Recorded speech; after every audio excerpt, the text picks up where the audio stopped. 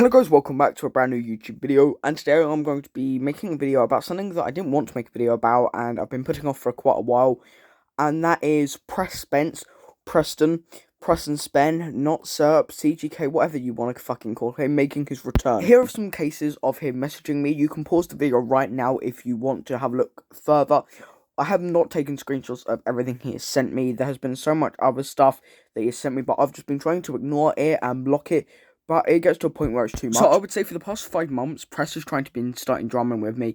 This could include telling Fiji about my TikTok commentary video and sending him everything and anything Fiji wanted to know, like the N-word situation. Because we all know that if we compressed his obese self into a bottle, then we could label it as female repellent. Fucking hell. That went downhill quickly. I wonder why this random kid on the internet got offended about me making a joke about someone being fat. I'll let you guys guess. Is it A, he cares about the person in the video's feelings, or is it B, he is a morbidly obese kid that could pass off as a literal dumpling? If you guessed B, which you most likely did, then you're correct. And I guess we're just gonna ignore the fact that this sad excuse for a marshmallow is literally racist. Nigger slaves. Also, later on in the video, he explains that I've apparently made jokes about rape in my videos, which, just to be clear, I have not I just done. think I need to make this point because I never fully went through the video.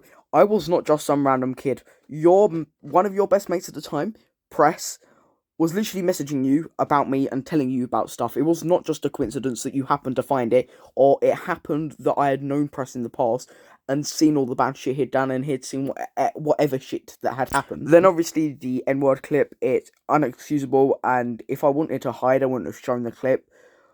But I feel like it gets to a point where I can't only say sorry for so much. I'm not asking for people's sorriness, and I'm not asking for people's sympathy and respect. But what I'm saying is it gets to a point where you can't cover a subject so many times, it just gets bland and you can't keep doing it. Another thing would be Press scaremongering me with making diss tracks and other things. He's reached out to a lot of other people that I know. For instance, he reached out to Cynical Joseph, one of my closest mates. Also, you can keep this in if you want. I mean, I recommend you do, because it's content, but at the same time, it may not be too good of an idea. Press messaged me like 3 days ago. Wait, what? About what we said on the Just Chatting podcast. What did we say?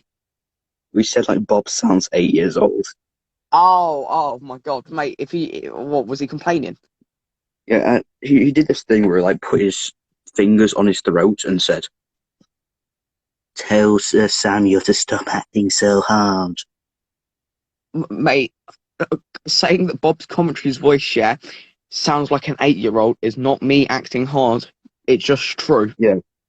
Press, I have no beef with you. You just have to learn how to take criticism. Joseph also went on to say later that Press had accused me of dipping my voice in my videos. For one, the amount of time it takes for me to film a video, it just wouldn't be possible. And two, you can ask any of my friends. If I deepened my voice for that period of time, I would just not have a voice at all. My voice would be fucked. And also, another person that Press has tried to message and contact is Matthew. So here are the comments that were left on one of Matthew's videos about 4 months ago. For one, I have not ever tried to contact Press in the last 4 months. Yes, apart from the time that I wanted to do another cooking with Samuel, but I feel like that was intended as a funny, light-hearted video, so I don't understand why that was targeted, or that would be targeted as a video for me trying to get clout or start drama. Secondly, why are you trying to contact other people and slag me off in front of them? You're not going to get anything from them, especially if they're my friends. I just don't understand what your whole point is there. So surprisingly enough, not at all innocent, but calmer than Press, Reagan has not tried to get involved or contact me at all in the past 4 months. And I'm talking nothing, not at all. We decided a couple of months ago to get into his Discord server and mess about. Though we did regret it, it wasn't something that was meant as an intentional harm. Basically, if you don't know, in Discord you can steal money and you can earn money on there. It's basically Discord coins. And that was the whole purpose that we went in to do, is steal their coins and leave. There was no purpose to raid or hurt their server. And it just ended up going on a massive fucking spiral. Apart from that and a few tweets, there has been no contact, nothing at all from him, which I respect him a lot for. Even though me and him are not close, we're not friends, we're not on speaking terms, I respect him for not trying to contact me in the past 4 months and just basically just staying out of my way. But the same can't be said for Press. The only video I have made or mentioned Press and Reagan in the past 6 months has been the Cooking with Samuel video, which was meant to be a light-hearted video which they allowed me to do. It wasn't like I forced them to accept me to do it. They allowed me to do it. But what a lot of people don't know is about 6 months ago, just as I re-entered the community and just as I was getting back on my feet, Press re-entered the scene and made 2 videos about me and my family and the whole drama on his account, on his not sub YouTube account. Now the thing is with these, they didn't mention me my name. I'm going to show a few clips of these. However, it was very clickbaity, it was very extended, there was no bad parts about him, of course, but it was just very, it was a push of the truth. Press did today. I'm going to be talking about one of the dodgy friends I had, and I've had lots of dodgy friends, but this is probably the most dodgiest one. I'm going to be covering up their name just for privacy because I'm a decent human being, but this guy was not the best person ever. Well, I'm his dodgy friend, and if you're saying that you're a decent human being, you wouldn't have ratted me out to Fiji, or even told Fiji about any of this shit. Now, I'm not trying to make this a commentary video where I break down the video, so I'm just going to show parts, but what I'm showing is that in that clip, he contradicts himself multiple times with later stuff he does later on, like tell Fiji about my channel, tell Fiji about everything I've done. It doesn't matter how long ago it was, he still told him. So, what was the point of making this video? They fucking banged. What was just the point of making this video? Now, Aiden was a really, really questionable guy. He was very controlling and manipulative. But definitely the worst part about this guy is the fact that he liked to say racial slurs. Like, I'd be on call with him and another kid. We're going to call him Paul. I would be on call with Aiden and Paul. And keep in mind, I didn't actually know these guys in real life. They were one of my online friends. They were both my online friends.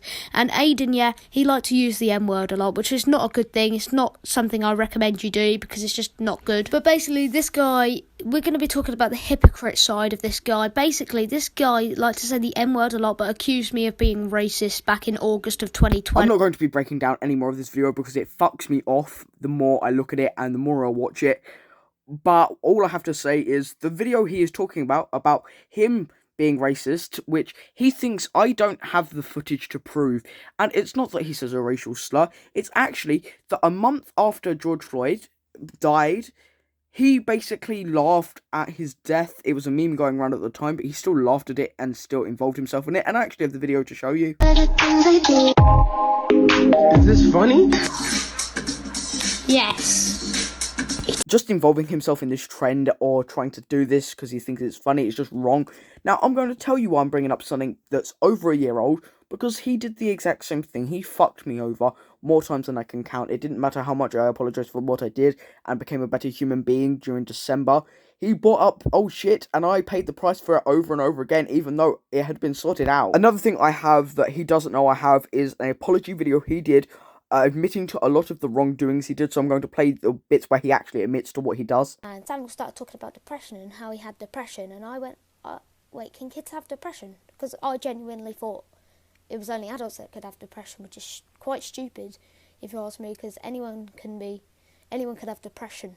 You know, it's not something to joke about.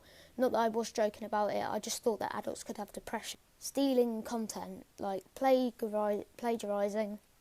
I stole lots of people's content. There's also some Cat 123 videos that I've copied. Respond to any beef just because it would put more bad stuff on my name. I think this is a perfect part to stop and talk about what he's admitted to, and just repeat what he's just said, and then we can look at what else he's admitted to.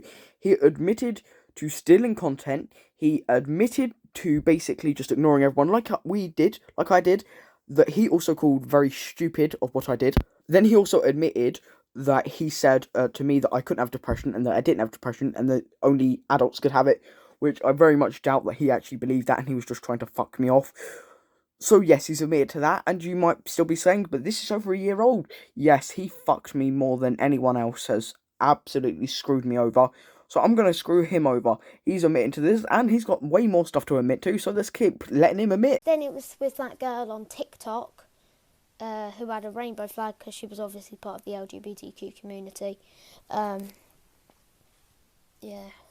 I realised how wrong homophobia is, and I did say some mean stuff to her, like imagine only liking comments that benefit her. But now I realise, why would you like comments that don't benefit you? Why would you like them if they're just hating on you like I was? And I kept saying it was an opinion, it's an opinion, but no, it's for a religion that I am not in. So I realised how wrong homophobia is. I'm so sorry for that. I now know homophobia was wrong. the George Floyd TikTok, it wasn't me who originally created the meme, but I did go ahead and laugh at it, which is it's just disgusting, really. Like, what actually forced me to go and make that TikTok? Like, that's just stupid. Everyone part of the black community, I don't hate blacks, I'm not a racist. All lives do matter, but black lives have to matter before all lives do. So right, not only does he admit to him being racist, to him being homophobic to a gal on TikTok, and to me, who heard it from the devil's mouth, he said it. He said what he said. He admitted to what he did. A lot of the videos that I made last year were talking about a lot of the stuff that he had done, so you can watch lots of them and you can learn about more of the context. But he was extremely homophobic to me. He blamed it on a religion that he wasn't in, basically. He said that he was Catholic when he really wasn't. He was just using that so he could get away with homophobia. He then was being homophobic to people in the comment sections and also said that I was not gay and that I could turn straight if I wanted to. Then it just all kicked off with the George Floyd TikTok, and you can see him there admit to it, but now he's denying it. So I'm using this against him because why shouldn't I not? Because he said this shit, he's admitted to it, and now he's denying it. So I've got this proof to say yes, well, he did do it. I could go on further, but I don't think there is a reason for me to. I think I have made a tight, solid response with no airways for any videos to be made at me. Maybe for about how I speak, maybe about how I take breaths in my videos, but nothing else. I've backed everything I have said up with evidence and facts, and evidence that he has done it by him admitting to doing it last year. So yeah, thank you for watching today's YouTube video. I really hope this has cleared up a lot of the stuff from the past 5 months. I know that you might have noticed that I might be down in videos, or I might be stressed out, or the lack of uploads, and this is a key part in it. I'm a human being, after all. I get sad and emotional, and this has had its toll on me. I've ignored it, and I've zoned it out of my mind, and I'm not afraid to tell everyone that this affected me. But it did. I can't sit here and lie, but I've got to say something and got to explain my point.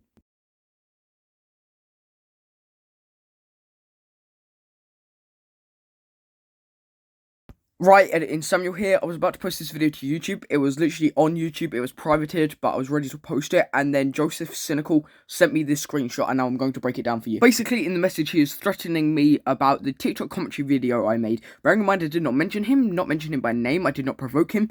I talked about TikTok commentary. But like most TikTok commentators, or him, he doesn't like that someone's opinion is different to his. The majority of the threat was saying that he was going to turn my world upside down like we did to him last year, which is just not true. Last year, you provoked us, you were homophobic, you were racist. He then goes on to say a lot more about this, bearing in mind he turned my world upside down during February and January. He also scaremongers when he says, can you tell Samuel to respond to my video when he makes it, which will be a big shocker that I'm making a video before him, so I think his video will be extremely out of date. But apparently he's on holiday, so whoop-de-doo, I guess. I didn't really ask, but you know. Look, Cress, this video wasn't a roast on you, it was to break you down, because you've been doing the exact same for me for the past year, and I'm fed up of it. So yeah, next time I'm going to come back with a comedy video if your response is better, because yeah, I want to be funny, but I just don't feel like laughing today. So yeah, thank you for watching today's YouTube video. I'll just go now, because I can't see him doing another update.